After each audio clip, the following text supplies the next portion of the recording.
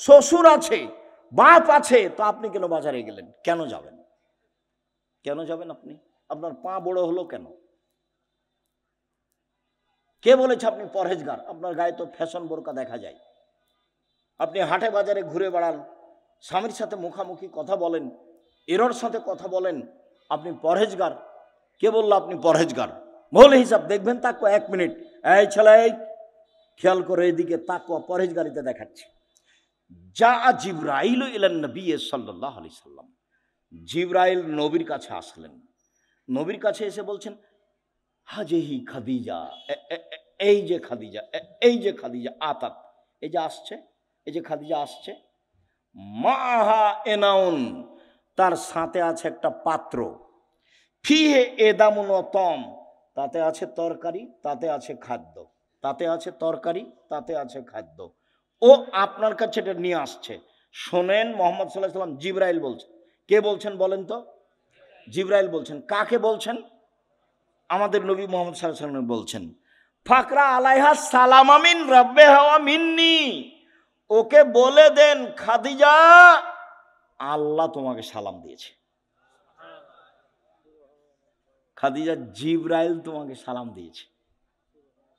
ও বাশশারা বাইতিন feel জান্নাহ মিন সাকাবিন, আর বলে দেন খাদিজা তোমার জন্য জান্নাতে একটা ঘর বানানো হয়েছে হীরা মুক্তা মাণিক্য দিয়ে, লা সাখাবা ফিহে ওয়ালা নাসাবা, সেখানে নেই কোনো হইচই, নেই কোনো কষ্ট ক্লেশ ক্লান্তি, সেখানে নেই কোনো হইচই হই হুল্লাড়, সেখানে নেই কোনো কষ্ট ক্লেশ দুঃখ দুর্দশা, কিছু নেই।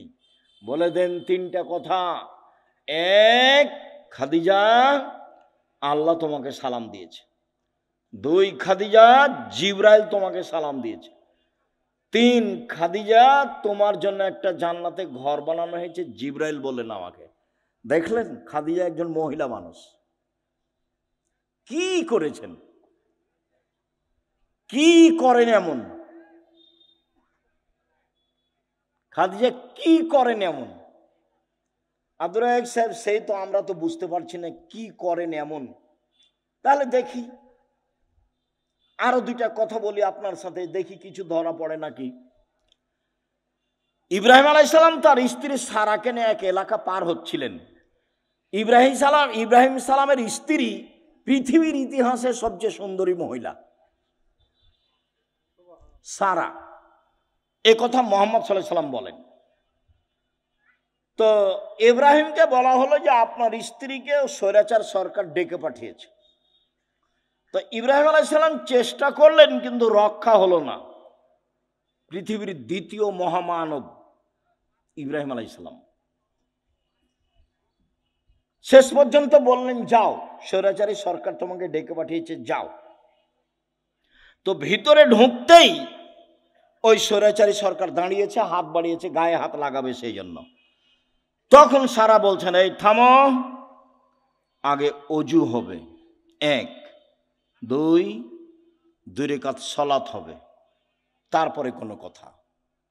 অজু করে 2 রাকাত সালাত আদায় করে বলছে, আল্লাহুম্মা, হে আল্লাহ, ইন কুনতু আমানতু বিকা ওয়া বিরাসূলিকা, আমি সারা যদি তোমাকে মেনে নিয়ে থাকি যে তুমি আল্লাহ, আমি সারা যদি তোমার নবী ইব্রাহিমকে নবী বলে মেনে নিয়ে থাকি যে ইব্রাহিম নবী, আমি মেনে নিলাম।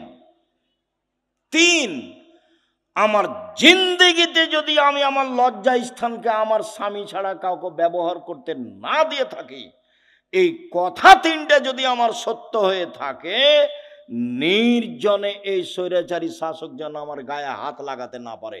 কথা শেষই হয়নি, উল্টে পড়ে গেছে ও। দেখলেন না ইমানের দাবি কেমন? পারবেন? হাটে বাজারে হ্যাঁ করে হাঁটছেন না, ঘুরে বেড়াচ্ছেন, কি দিয়ে হবে? বাড়িতে যাবেন, টিভি চলছে, স্বামী তো কেমন আপনি ভালো জানেন। আপনার স্বামীকে আমি খাটো করে কষ্ট আপনাকে দিতে চাই না, তবে আপনার স্বামী কাপুরুষ আমার কাছে ধরা পড়ে, এটা ঠিক।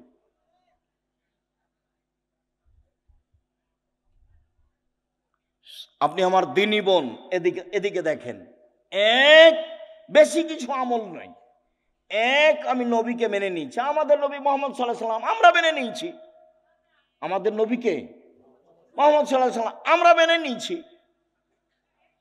দুই, আল্লাহকে মেনে নিয়েছি যে তুমি আছো, সবকিছু করতে পারো, তুমি আজিজ, এ তো মেনে নিয়েছি।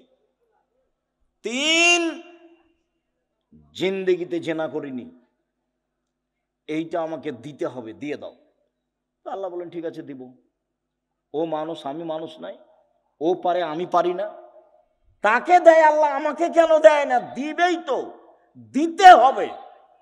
আমি যেটা চাচ্ছি সেটা আল্লাহকে কি করতে হবে? দিতেই হবে।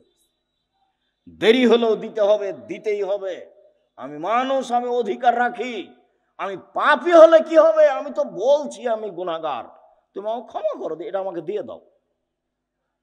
আমি তো বলছি, আমি তো মানুষের কাছে চাইনি, ধর্ণা ধরে বলিনি যে এই করেন সেই করে দেন, তুই আপনি কত ভালো মানুষ, আপনি অমুককে দিয়েছেন, এ তো আমি কাউকে বলতে যাইনি, আপনাকে বলছি, তোমাকে বলছি, করে দাও। এদিকে দেখেন, হাজেরা বলছেন যে ইব্রাহিম আলাইহিস সালাম আমাকে কাবা ঘরের পাশে রেখে চলে যাচ্ছে, তা আমি পিছে পিছে হাঁটছি আর বলছি, আইনা তাজহাবা ইব্রাহিম, ইব্রাহিম আপনি কোথায় যাচ্ছেন?